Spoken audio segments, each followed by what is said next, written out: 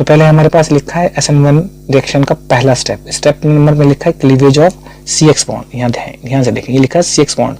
अगर CX bond break होगा तभी कार्बोकैटायन का फॉर्मेशन होगा, मतलब X ग्रुप के टूटने से कार्बन पे पॉजिटिव चार्ज आ जाएंगे। जब कार्बन पे पॉजिटिव चार्ज आ जाते हैं तो वो कार्बोकैटायन बन जाता है, और X पे जो है नेगेटिव चार्ज आता है वो हैलाइड ग्रुप बन जाता है।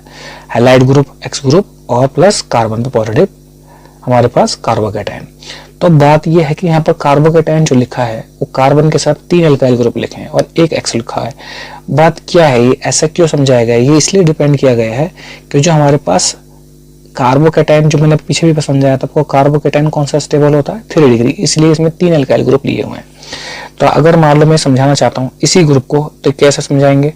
देखें, हमारे पास जैसे एग्जांपल पे है, अगर मान लो मैं बात करता हूँ कौन सा डिग्री की, मैं बात करता हूँ 1 डिग्री की। तो ये हमारे पास एक एग्जांपल लिया है मैंने, कौन सा? ये है 1 डिग्री का। फिर इससे ज्यादा कार्बोकैटायन स्टेबल कौन सा बनता है? इससे ज्यादा कार्बोकैटायन हमारे पास बनता है 2 डिग्री का। ये मैं एग्जांपल ले रहा हूँ किसका? 2 डिग्री का कार्बोकैटायन बनेगा इसमें। फिर मैं अगर हम एग्जांपल फिर लेंगे हम CH3 CCH3 CH3, मतलब हम ले रहे हैं 3 डिग्री का, 3 डिग्री अल्काइल हाइड। तो पहला वाला कौन सा है? 1 डिग्री अल्काइल हाइड। दूसरा कौन सा है? 2 डिग्री अल्काइल हाइड। और तीसरा कौन सा है हमारे पास? 3 डिग्री अल्काइल हाइड। तो इसमें अगर हम तीनों के बॉन्ड ब्रेक करें, इसका बॉन्ड ब्रेक करें, इसका बॉन्ड ब्रेक करें और इसका बॉन्ड ब्रेक करें, तो हमेशा इलेक्ट्रॉन क्लोराइड खींच के लेके, मतलब X ग्रुप खींच के लेके जाएगा। तो हमारे पास यहाँ से क्या मिल जाएगा? CH3 CH2 पॉजिटिव, मतलब प्राइमरी कार्बोकैटायन। फिर यहाँ से मिल जाएगा आपका CH3 CH CH3 means secondary carbocation. और यहाँ से मिल जाएगा आपको CH3 अगेन नीचे CH3, मतलब 3 डिग्री कार्बोकैटायन। मतलब Cl के बॉन्ड, Cl टूटने ही Cl पे नेगेटिव चार्ज आएंगे और कार्बन पे पॉजिटिव चार्ज आ जाएगा। ये शॉर्ट पे समझ सकते हैं, क्योंकि इलेक्ट्रॉन पेयर सारे के सारे कहाँ खिंच जाएंगे?